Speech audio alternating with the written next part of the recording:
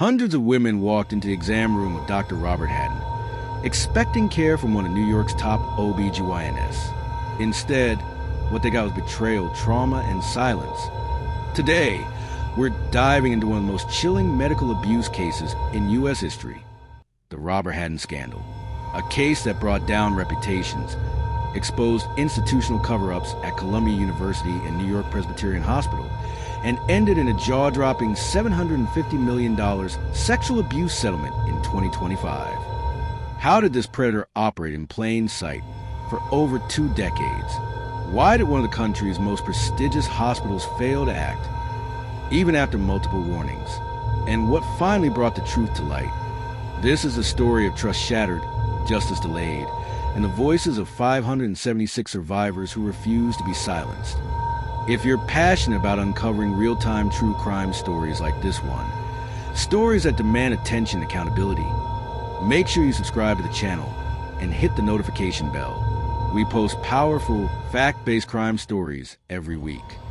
Now, let's get into the disturbing truth behind the Robert Hadden case. In the halls of one of America's most prestigious medical institutions, trust was currency.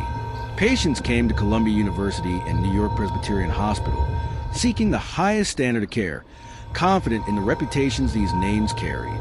But for over 2 decades, a quiet threat operated in plain sight. A man whose title masked a disturbing truth. Dr. Robert Hadden was a board-certified obstetrician gynecologist. By all outward appearances, he was the kind of doctor parents would feel safe sending their daughters to. Educated, mild-mannered, respected. But behind the closed doors of his exam room, Hadden used his authority to exploit, manipulate, and abuse. And for years, no one stopped him. Hadden began practicing in the late 1980s, and almost immediately, a pattern began to emerge. Multiple patients reported inappropriate behavior during pelvic and breast exams. These weren't vague complaints.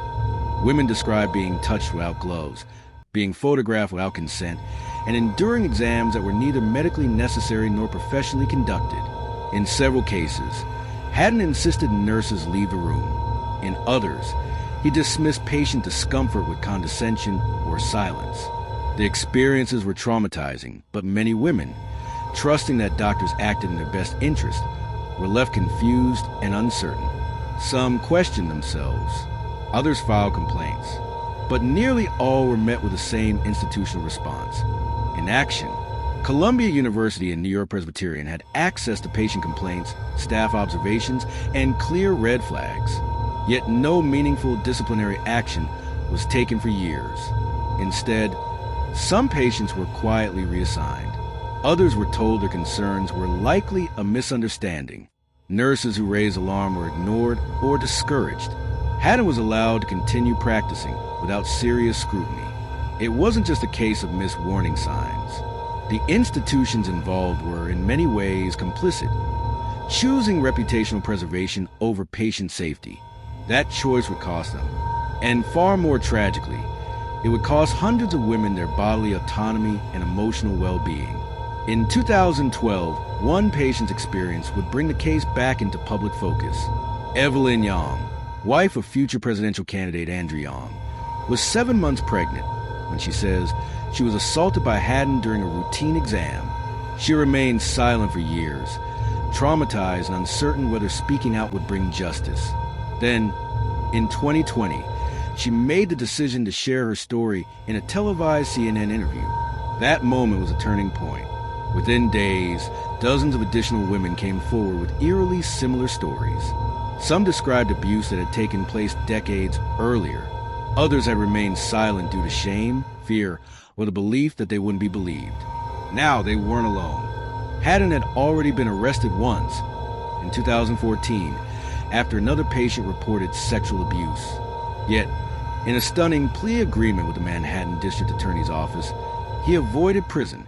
He was required to surrender his medical license, but he served no jail time. It wasn't until federal prosecutors took over the case that justice began to take shape. In 2023, Hadden was convicted on multiple federal charges, including enticement and transportation of women across state lines for the purpose of illegal sexual activity. He now faces a potential 80-year sentence. But for many survivors, the damage had long since been done. By early 2025, 576 women had filed civil claims against Columbia University and NewYork-Presbyterian Hospital. Their accounts range from the 1990s through the early 2010s, with many describing nearly identical experiences of abuse under the guise of medical care. The lawsuit alleged not only that Hadden had abused patients, but that the institutions had deliberately ignored, concealed, or failed to act on early warnings. In March 2025, a settlement was reached. Columbia University and NewYork-Presbyterian agreed to pay $750 million to resolve the claims. This brought the total civil payouts related to Hadden's misconduct to over $1 billion, making it one of the largest medical abuse settlements in U.S. history. It wasn't framed as an admission of guilt, but the message was clear. For many survivors, financial compensation offers some acknowledgement of their suffering. But most insist that the impact of Hadden's abuse, enabled by institutional silence, cannot be measured in dollars. Some have endured long-term psychological trauma, including PTSD, anxiety, and distrust in healthcare providers. Others have struggled in silence, watching their complaints dismissed or minimized for years. What haunts many is not just what Hadden did, but what Columbia failed to do. How many women could have been spared if the first complaint had been taken seriously? How many warning signs were ignored in the name of institutional reputation? And why, after all this time, has no one within Columbia's leadership been held publicly accountable? Following the settlement, Columbia University and NewYork-Presbyterian announced a series of reforms, including stricter chaperone policies during examinations, increased patient feedback channels, and expanded training for medical staff on identifying and reporting misconduct. But for survivors and advocates, these promises ring hollow, without genuine cultural change. One survivor put it simply, "We were sacrificed to their image." The case of Robert Hadden is not just about one predator. It's about a system that allowed abuse to flourish unchecked. It's about powerful institutions choosing silence over accountability. And it's a story that should have ended decades ago. Hundreds of women were harmed. Their stories were sidelined. Their pain was ignored until the spotlight became too bright to dismiss. Now the world knows. And now, these institutions must live with the weight of that knowledge.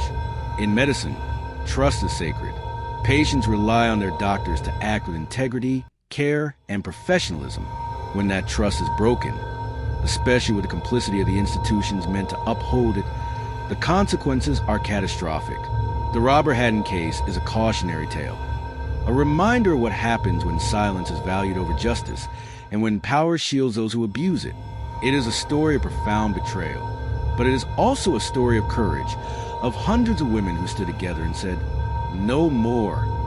576 women, one doctor, and an institution that turned its back. This wasn't just about Robert Hadden. It was about a system that let him hide in plain sight. While red flags were ignored, complaints were buried, and survivors were left to suffer in silence. Columbia University and NewYork-Presbyterian Hospital now face the weight of a $750 million reckoning. But does financial compensation truly deliver justice? How many warning signs were dismissed over the years? Who within these institutions knew and said nothing? And if this could happen at one of the top hospitals in the country, how many others are hiding similar secrets? We want to hear from you. Do you believe institutions should be held criminally accountable for enabling abuse? Should those in leadership face legal consequences? What more can be done to protect patients from predators in power? Drop your thoughts in the comments. We read every single one. Your voice matters here. And if this story moved you, subscribe to the channel and hit the bell icon so you never miss the stories that need to be told. Until next time, stay informed, stay safe, and always question what's happened behind closed doors.